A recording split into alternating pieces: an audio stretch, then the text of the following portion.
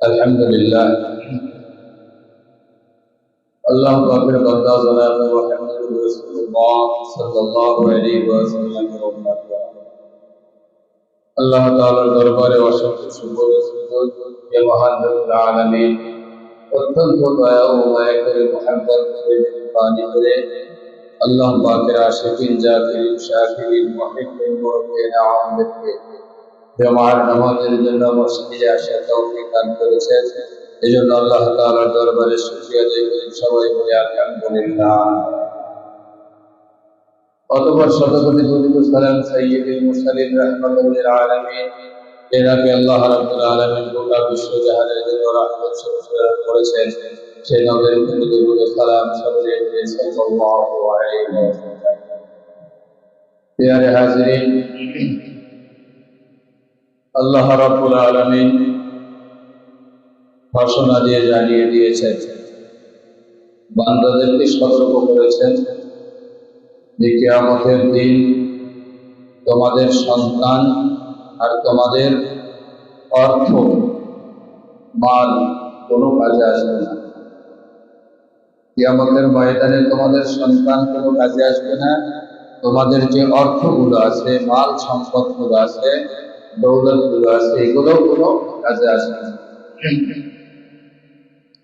ইল্লা মান আতাল্লাহা বিকলবিন সালিম, একমাত্র সুস্থ আত্মা নিয়ে যারা হাসরের ময়দানে উপস্থিত হবে তারাই একমাত্র কামিয়াব হবে। সুস্থ আত্মা যদি কেউ না নিয়ে কবরে যায়, আজরাইল আলাইহিস সালাতু ওয়াস সালাম আসার পর থেকেই শাস্তি শুরু হয়ে যায়। কত কাল, কত যুগ, কত দিন যে সে শাস্তি চলবে এটার কোনো সীমা রেখা নাই। এজন্য আল্লাহ রাব্বুল আলামিন বান্দার আত্মাটাকে সুস্থ করার জন্য রমজান মাস বান্দাকে উপহার দেন। বান্দা যদি আত্মাটাকে সুস্থ করে না নিতে পারে, বান্দা ধ্বংস হয়ে যাবে। আল্লাহ রাব্বুল আলামিন রমজান মাসের পরেও নবী সাল্লাল্লাহু আলাইহি ওয়াসাল্লাম বলেছেন যে রমজান মাস তো আত্মশুদ্ধির মাস, এটা তো অতিবাহিত হয়ে যাবে আত্মশুদ্ধির আমলের মধ্য দিয়ে। যখন রমজান মাস অতিবাহিত হয়ে যাবে, রমজান মাস পার হয়ে যাবে, শয়তান সারা পাবে। শয়তানের কাজ হলো আত্মাটাকে নষ্ট করে দেওয়া। শয়তানের কাজ সবসময়ের জন্য কলবের ভিতরে ধোঁকা দেওয়া, মানুষকে গুনাহের কাজে উদ্বুদ্ধ করা। গুনাহের কাজে উদ্বুদ্ধ করলে পরে বান্দা এটা কাজে পরিণত করে ফেলবে।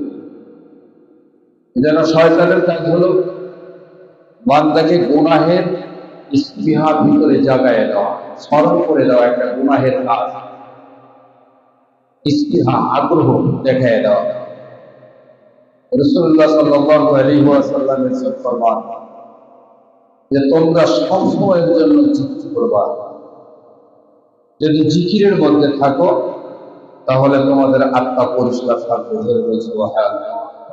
লিকুল্লি শাইইন সিফালাতুন ওয়া সিফালাতুল কুলুবি যিকরুল্লাহ।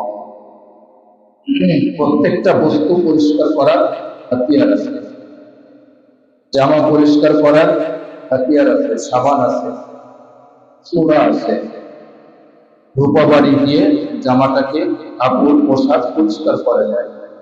শরীরে যদি ময়লা জমে যায়, এই শরীর পরিষ্কার করার জন্য সাবান, শ্যাম্পু এগুলো ব্যবহার করে, তখন শরীর পরিষ্কার হয়ে যায়। চুল জড় হয়ে যায়, চুল আটা হয়ে যায়, ময়লায় জড়ায় যায়। এই চুলটাকে, দাড়িটাকে পরিষ্কার করার জন্য সাবান, শ্যাম্পু আছে। এগুলো দিয়ে ডলা দিলে মাথার চুল পরিষ্কার হয় এবং দাড়িগুলো পরিষ্কার হয়ে যায়। প্রত্যেকটা বস্তু পরিষ্কার করার হাতিয়ার আছে। লোহায় জং ধরে যায়, হাফরে কুড়ায় যখন স্টিলের উপরে রেখে হাতুড়ি দিয়ে বাড়ি দেওয়া যায়, তখন এই লোহাটার জং সব পরিষ্কার হয়ে যায়, জং থেকে যায়, হাজি লোহা হয়ে যায়। এরকম ভাবে প্রত্যেকটা বস্তু পরিষ্কার করার হাতিয়ার আছে। মানুষের সকল বস্তু পরিষ্কার করার যেমন হাতিয়ার আছে, মানুষের কলব পরিষ্কার করারও একটা হাতিয়ার আছে, আর সেটা হলো আল্লাহ। যত জিকির করা যাবে, জিকির যত বেশি করা যাবে, কলবটা তত বেশি পরিষ্কার হবে। এখন আমাদের কলবের অবস্থাটা কেমন? কলবের অবস্থাটা কেমন হয়ে আছে আমাদের? আমরা নিজেরাও বুঝতে পারছি না যে আমরা কি আমাদের কলবটাকে পরিষ্কার করে নিতে পারছি। বোঝা যাবে ওই সময় যে কলবটাকে পরিষ্কার করা হয়েছে, পরিষ্কার হচ্ছে ওই সময়, যে সময় বান্দার ভিতরে রাসূলুল্লাহ সাল্লাল্লাহু আলাইহি ওয়াসাল্লামের উম্মতের ভিতরে রাসূলুল্লাহ সাল্লাল্লাহু আলাইহি ওয়াসাল্লামের সুন্নাতের আমলটা যখন জারি হওয়া শুরু হবে, সুন্নাতের কাজগুলো যখন বান্দার থেকে বেশি বের হওয়া শুরু হবে, তখন বোঝা যাবে যে বান্দার কলবটা পরিষ্কার হচ্ছে। বাদশা আকবর বিশাল বড় একজন বাদশা ছিলেন। তিনি তার রাজদরবারে কার্যক্রম করতেছিলেন, চালাইতেছিলেন। রাত হয়ে গেছে, তার সামাদানিতে আগুন জ্বলছে, আগুনের উপরে অর্থাৎ মোমবাতি দিয়ে আগুন জ্বলছে। ঘরের ভিতরে আলো জ্বলে আছে, পরিষ্কার করা, অনেক বড় মোম। হঠাৎ করে একটা বাতাস আসলো, ঝাপটা বাতাস এসে মোমবাতির আগুন নিভে গেল। তার কার্যালয়টা একেবারে ঘোর অন্ধকারে পরিণত হয়ে গেল। যখন ঘোর অন্ধকারে পরিণত হয়ে গেছে, বাদশাহ আকবর ভয় পেয়ে যাচ্ছেন যে এত অন্ধকার, এই অন্ধকারের মধ্যে যদি আমার এখানে কোনো শত্রু ফিরে যায়, গোপনে এসে যদি আমার উপরে আক্রমণ করে বসে, এটা তার জন্য সুযোগ রয়েছে। এত অন্ধকার হয়েছে, ভিতরটা হঠাৎ করে তার চিন্তা পরিবর্তন হয়ে গেছে যে এটা তো দুনিয়ার অন্ধকার, দুনিয়ার অন্ধকারে আমি শত্রু দিকে ভয় পাচ্ছি, কিন্তু যখন আমাকে কবরে রাখা হবে, কবরের অন্ধকার তো এর কিন্তু কোটি কোটি গুণে বেশি হবে। আর সেই কবরের ভিতরে সাপ কিছু থাকবে, বিভিন্ন যন্ত্র, বিভিন্ন ধরনের জন্তু থাকবে, এবং আযাবের ফেরেশতা থাকবে, আযাবের হাতিয়ারগুলো থাকবে। এই অন্ধকারের মধ্যে আমাকে যখন আঘাত করা শুরু করবে, তখন আমি আলো কোথায় পাবো? রাত্রে ঘুম হয়নি, সারা রাত ঘুমায়নি, এই টেনশন তার মাথার মধ্যে। রাজদরবারে গিয়েছেন তিনি, তার মাথার মধ্যে টেনশন, মন মানসিকতা ভিন্ন রকম। কিন্তু তার মন মানসিকতা দেখে মন্ত্রী পরিষদের মধ্যে থেকে কেউ যে বলবে যে আপনার কি হয়েছে, এটা বলার মতো সাহস কারো নেই। একজন হিন্দু মন্ত্রী ছিল, খুব বাক্যটু ছিল। এই হিন্দু মন্ত্রী বলছে, জাহাবানা, খুব চিন্তিত মনে হচ্ছে আপনাকে, কি হয়েছে আপনার, একটু খুলে বলবেন? ব্যথিত কথাগুলো যখন প্রকাশ করা যায়, অন্তরটা হালকা হয়ে যায়, ভারী বোঝাটা হালকা হয়ে যায়, আপনার টেনশন দূর হয়ে যাবে, আপনি বলেন। তখন বাদশাহ আকবর বলতেছে যে গত রাত্রে ঝাপটা বাতাসে মোমবাতি নিভে গেল, ঘরটা একেবারে অন্ধকার হয়ে গেল, আমার ভিতরে ভয় এসে গেছে। এই দুনিয়ার অন্ধকারে যদি এত গভীর অন্ধকার হয়, কবরের অন্ধকারটা কত রকমের অন্ধকার হবে। এই ভয়ে আমি রাত্রে ঘুমাতে পারিনি, আমার খুব টেনশন হচ্ছে। হিন্দু মন্ত্রী বললেন, জাহাবানা, এটা তো কোনো প্রশ্ন, এটা তো কোনো চিন্তার বিষয় হলো না। আপনি কিসের চিন্তা করছেন, এত গভীর চিন্তা কেন? এটা তো একেবারে সহজ বিষয়, সহজ ব্যাপার। আপনি কি আপনাকে আমি কিছু জিজ্ঞেস করি, আপনি আমাকে সঠিকভাবে উত্তর দেন। বাদশাহ আকবর বললেন, ঠিক আছে, তুমি বলো, আমি উত্তর দিব। হিন্দু মন্ত্রী বললেন, আপনাদের যে নবী ছিলেন মুহাম্মদ রাসূলুল্লাহ সাল্লাল্লাহু আলাইহি ওয়াসাল্লাম, পৃথিবীর বুকে কত বছর ছিলেন? বাদশাহ আকবর বললেন, তিনি 63 বছর জীবিত ছিলেন। হিন্দু মন্ত্রী বললেন, এই 63 বছরের জিন্দেগিতে গোটা পৃথিবীর মধ্যে হিদায়াতের আলো জ্বালিয়ে দিয়েছেন, ছড়ায় দিয়েছেন। গোটা পৃথিবীর মধ্যে তার নূর, তার আলো এত পরিমাণে ছড়ায় পড়েছে, যা কিয়ামত পর্যন্ত শেষ হবে না। এবার আপনি বলেন তো সেই নবী মুহাম্মদুর রাসূলুল্লাহ সাল্লাল্লাহু আলাইহি ওয়াসাল্লাম কত বছর হলো দুনিয়া থেকে মাটির নিচে চলে গেছে? বাদশাহ আকবর বললেন প্রায় 800 বছর পর্যন্ত তিনি দুনিয়া থেকে মাটির নিচের জগতে চলে গেছেন। হিন্দু মন্ত্রী বললেন তাহলে আপনি চিন্তা করে দেখেন আপনাদের নবীর পাওয়ার কত বড় একজন নবী, যেই নবী মাত্র 63 বছর জিন্দেগি দুনিয়ার বুকে থাকার পর যেই আলোটা ছড়ায় দিয়েছেন পৃথিবীর বুকে, কিয়ামত পর্যন্ত সেই আলো আর নিভবে না, এত উঁচু আলো তিনি জ্বালিয়ে দিয়েছেন। আর ওই নবী ওই নবী 850 বছর পর্যন্ত মাটির নিচে দিয়েছেন। তাহলে আপনি মাটির নিচের জগতে কত আলো ছড়ায় দিয়েছে, আপনি কি একটু চিন্তা করছেন যে 63 বছরের জিন্দেগিতে যত আলো যত নূর তিনি ছড়ায় দিয়েছেন পৃথিবীর বুকে, এই নূর তো কেমন পর্যন্ত আলো জ্বলতেই থাকবে। সেই নবী 800 বছর হলো মাটির নিচে গেছে, তাহলে কত আলো তিনি মাটির নিচে ছড়ায় দিয়েছেন। আপনি এত চিন্তা করছেন কেন?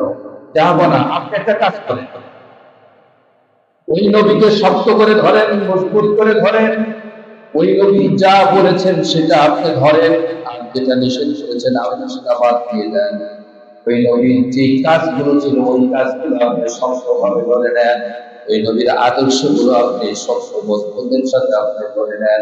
ওই নবীর আদর্শ যদি আপনি আদর্শ হতে পারেন, ওই নবীর নূরে যদি আপনি নূরান্বিত হতে পারেন, আপনি যখন কবরে যাবেন আপনার কবরটা পৃথিবীর চাইতে বেশি আলো হয়ে যাবে। যদিও হিন্দু মানুষ, তার যুক্তিটা কত কঠিন, তার কথাটা কত সত্য কথা।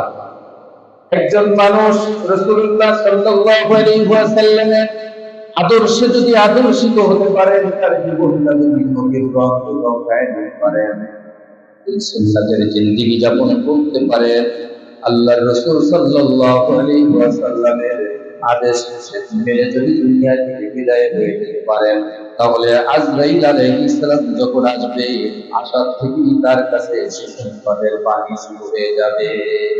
সুবহানাল্লাহ। আসলে আমাদের অবস্থাটা কেমন হয়েছে? আমরা মনে করি যখন যে ইবাদত আসছে ওই ইবাদতটা করলাম, দায়িত্ব শেষ। না, আমাদের মরণ পর্যন্ত ইবাদতের প্রস্তুতি, জিকিরের প্রস্তুতি নিয়ে থাকতেই হবে। হযরত ইব্রাহিম আলাইহিস সালাতু ওয়াস সালাম আল্লাহর জলিল কদর একজন পয়গম্বর ছিলেন। তিনাকে যদি এত বড় শক্তি আল্লাহ রাব্বুল আলামিন তাকে দিয়েছিলেন, কিয়ামতের ময়দানে বান্দাদের সামনে নবীদেরকে উপস্থাপন করা হবে।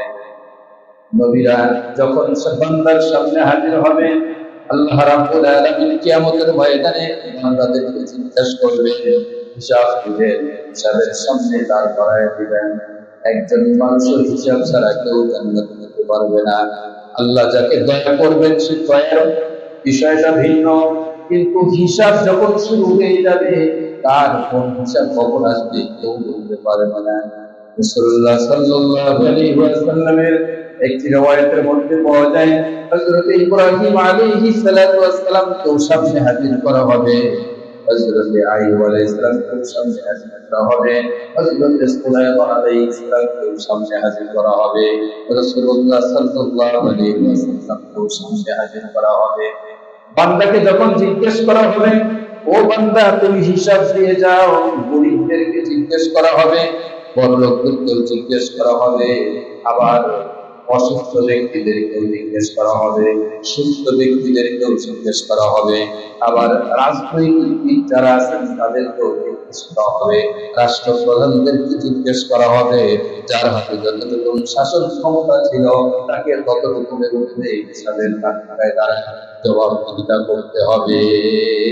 একটা পারিবারিক জীবন থেকে শুরু করে রাষ্ট্রীয় প্রধান পর্যন্ত প্রত্যেকটা ব্যক্তি জবাবদিহিতার মধ্যে আসতে হবে। আল্লাহ রাব্বুল আলামিন যখন অসুস্থ ব্যক্তিদেরকে আহ্বান করলেন, অসুস্থ ব্যক্তিরা তোমরা দাঁড়াও, কোথায় তোমরা আসো, তোমাদেরকে আমি অসুস্থ দিয়েছিলাম, পরীক্ষা স্বরূপ দিয়েছিলাম, দুনিয়ার বুকে তোমরা আমার কি ইবাদত করেছো? অসুস্থ ব্যক্তিরা বলবে রব্বুল আলামিন এমন একটা অসুস্থ আমাকে দিয়েছিলেন, আমি তো সুস্থভাবে নামাজই পড়তে পারি নাই, এমন অসুস্থ আপনি আমাকে দিয়েছিলেন রোজাও রাখতে পারি নাই, এমন অসুস্থ আমাকে দিয়েছিলেন জাকাতও দিতে পারি নাই, এরকম ভাবে অসুস্থ হয়ে পড়ে আছি, কত রকমের অসুখ, গোটা শরীর একেবারে বেরিয়ে জর্জরিত হয়ে পড়েছিল, আমি আপনার ইবাদত করতে পারি নাই, এই ব্যথার যন্ত্রণায় সারাদিন আমার করে চিৎকার পাড়তেই সময় চলে গেছে।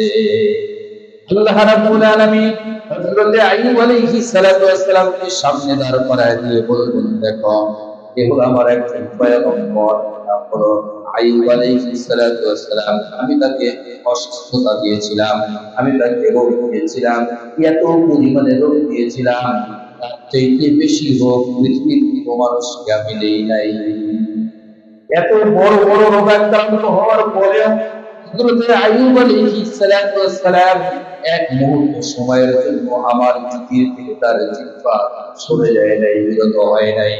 এত অসুস্থতার মধ্যে দিয়েও সে যেহেতু আমার জিকির ছাড়তে পারে নাই।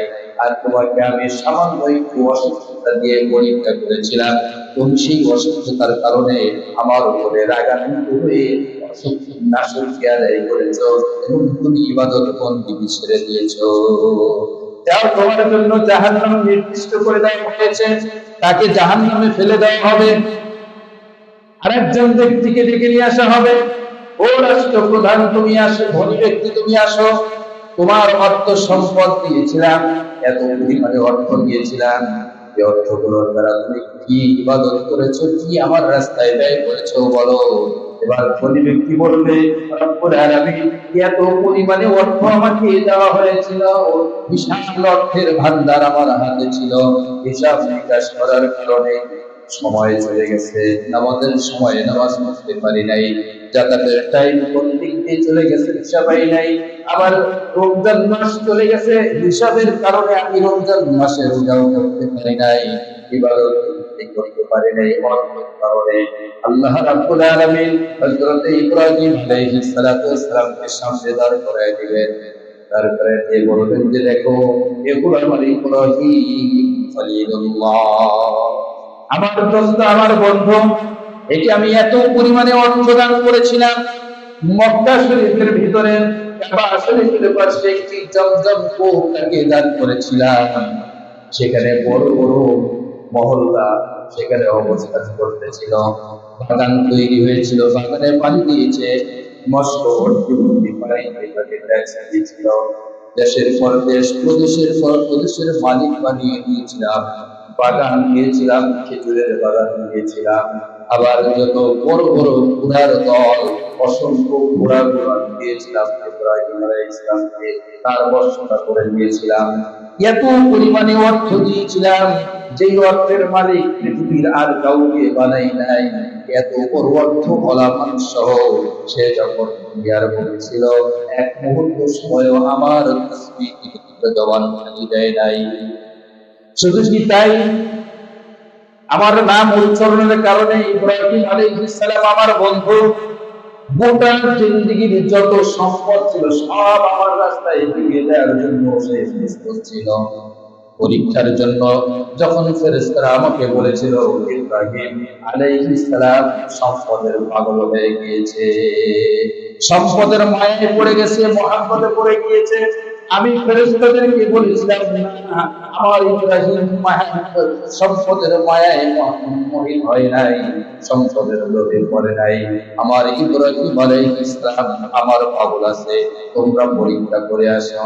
ফেরেশতাদের মধ্যে থেকে একজন ফেরেশতা মানুষের রূপ ধরে, ফকিরের রূপ ধরে হযরত ইব্রাহিম আলাইহিস সালাতু ওয়াস সালামের বাড়ির পাশে এসে যখন ডাক দিয়েছে, আল্লাহু কাবীর, আল্লাহু কাবীর, আল্লাহ সবচাইতে বড়, আল্লাহ সবচাইতে বড়, যখন ডাক শুনেছেন ইব্রাহিম আলাইহিস সালাম দৌড়াইয়া বাড়ির মধ্যে থেকে বের হয়ে চলে আসছেন, রাস্তার পাশে একজন মিসকিন, একজন ফকির বসে থেকে আল্লাহু কাবীর বলে ডাক দিয়েছে। ইব্রাহিম আলাইহিস সালাম বললেন, তুমি আবারও বলো, ফকির বললেন, না বলবো না। ইব্রাহিম আলাইহিস সালাম বললেন, রাগ করেছেন, বলবেন না? না বলেন, আমার খুব ভালো লাগছে, শুনতে ইচ্ছা করছে। ফকির বললেন, না বলবো না। তাহলে কি অর্থ দিলে বলবেন? আমার যত অর্থ সম্পদ আছে তার মতো অর্ধেক আপনাকে দিয়ে দিলাম, অর্ধেক সম্পদের মালিক আপনাকে বানিয়ে দিলাম, তবু একটা বার হলেও আমার মালিকের সেই নামটা আপনি বলে। ফকির বলল, না বলবো না। ইব্রাহিম আলাইহিস সালাম বললেন, এতেও আপনি রাজি হচ্ছেন না?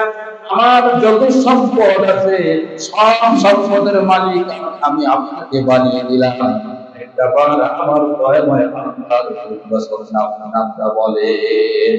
যখন বলছে সব সম্পদ আমি দিয়ে দিলাম, আল্লাহর নামটা একবার বলেন, সাথে সাথে ফেরেশতা গায়েব হয়ে চলে গেলে। ইব্রাহিম আলাইহিস সালাতু ওয়াস সালাম দেখলেন ফেরেশতা পরীক্ষা করার জন্য আসছিল।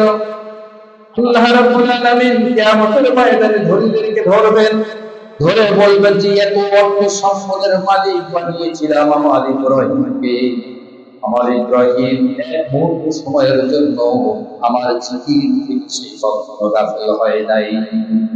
অল্প একটু সম্পদ দিয়েছিলাম, এই সম্পদ পেয়ে তুমি আমাকে ভুলে গিয়েছিলে। আজকে যাও, তোমার জন্য জাহান্নাম বাজেট করা হয়েছে, জাহান্নামে ফেলে দেওয়া হবে। আবার শাসকদেরকে ডাকা হবে, রাষ্ট্রপ্রধানদেরকে ডাকা হবে, মন্ত্রী পরিষদদেরকে ডাকা হবে। মন্ত্রী পরিষদের মহাশয়, তোমরা কোথায় প্রধান? রাষ্ট্রপ্রধান সহ প্রধানমন্ত্রী এবং সহকারী মন্ত্রী এমপি যত আছে সকলে তখন দাঁড়িয়ে যাবে, জিজ্ঞেস করা হবে তোমরা কি ইবাদত করেছ?